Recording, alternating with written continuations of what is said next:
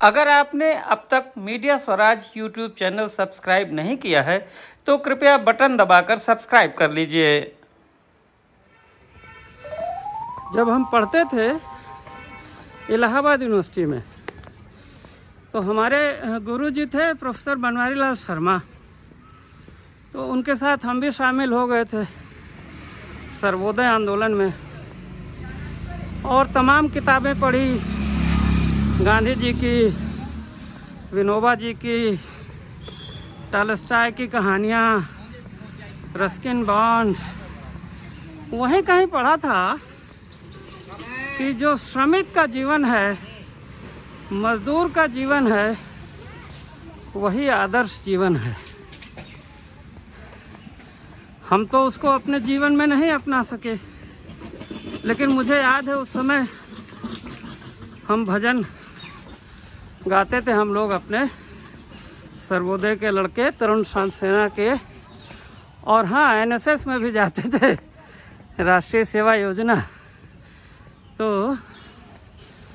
वो एक भजन गाते थे, बिन श्रम खाए चोर कहाए, गीता की आवाज है। तो हमारे देश की जो संस्कृति है, हमारे देश की जो फिलॉसफी है, जो मेन दर्शन है, उसमें श्रम की प्रतिष्ठा थी। हमारा जो सारा आर्थिक व्यवस्था थी,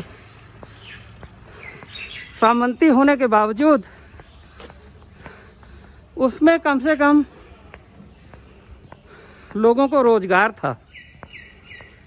खेत की जो फसल उगती थी, लहलहाती थी, उसमें सबका हिस्सा था, सब खुश होते थे। मैं ये नहीं कहता कि सब कुछ बहुत अच्छा था, उत्पीड़न भी होता था, लेकिन आज क्या जो जमींदारों का उत्पीड़न होता था, आज आपको क्या नहीं लगता कि नए नए सामंत पैदा हो गए हैं और जो उत्पीड़न, भ्रष्टाचार जमींदारों के यहाँ था, वही हमारे सरकारी दफ्तरों में, थाने में, तहसील में नहीं पहुँच गया है। खैर, ये तो अलग बात है। कहना मैं ये चाहता था कि जो आज हमारे देश में डेमोक्रेसी आई, तो अब तो राजा रानी है नहीं, अब तो सामंत है नहीं, अब तो जमींदार है नहीं। तो ये जो व्यवस्था होनी चाहिए थी समाज के लोगों के हाथ में, श्रमिक वर्ग के हाथ में, उस व्यवस्था पर पैसे वालों का कब्जा हो गया है।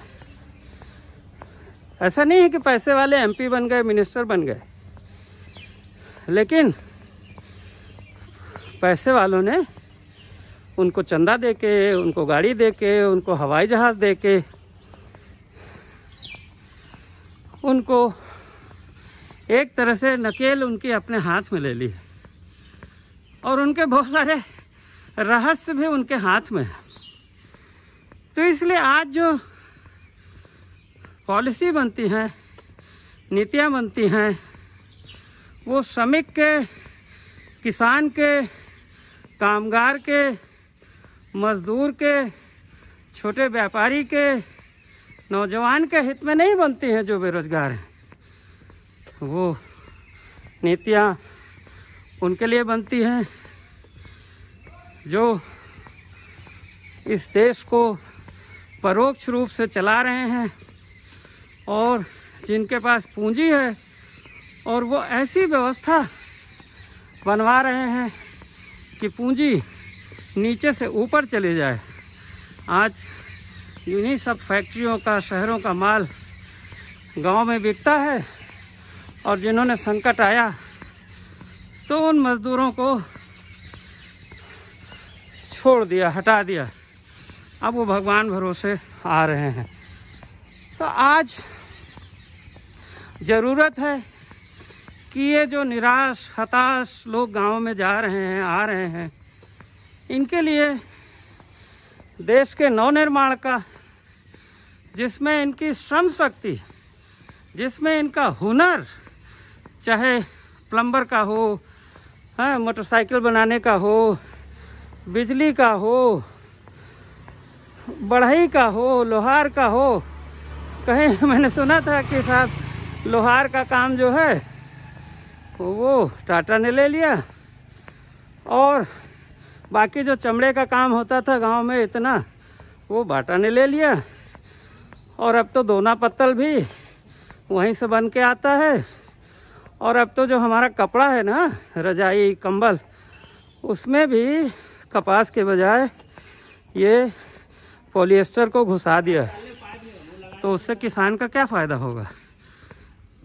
तो देश का नवनिर्माण तभी होगा जो श्रमिक को, मजदूर को प्रतिष्ठा मिलेगी। जिस सिस्टम में श्रमिक को प्रतिष्ठा नहीं है, जिस सिस्टम में नीतियां बनाने में किसान की, श्रमिक की भागीदारी नहीं है, वो सिस्टम कभी देश का भला नहीं कर सकता। नेता की नीयत चाहे जितनी अच्छी हो या खराब हो, भगवान जाने।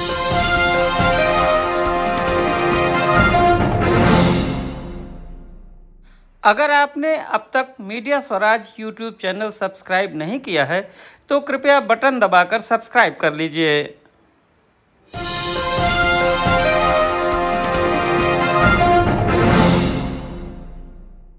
अगर आपने अब तक media Swaraj YouTube channel subscribe नहीं किया है तो कृपया बटन दबाकर सब्सक्राइब कर लीजिए। धन्यवाद।